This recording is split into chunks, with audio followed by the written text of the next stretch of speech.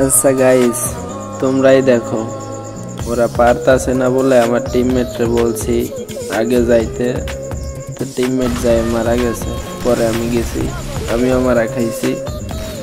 তারপরে এরা লোল দিতেছে।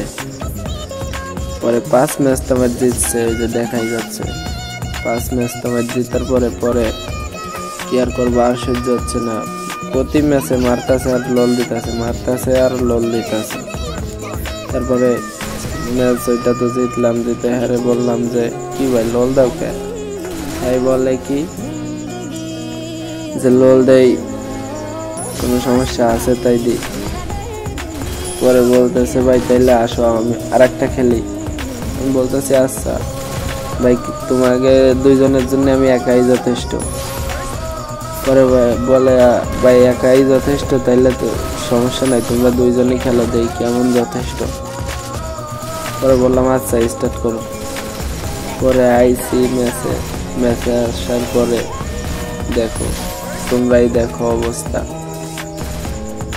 মানে লোল দেওয়ার যে জাল কি তাই ওদের বুঝাই দিলাম।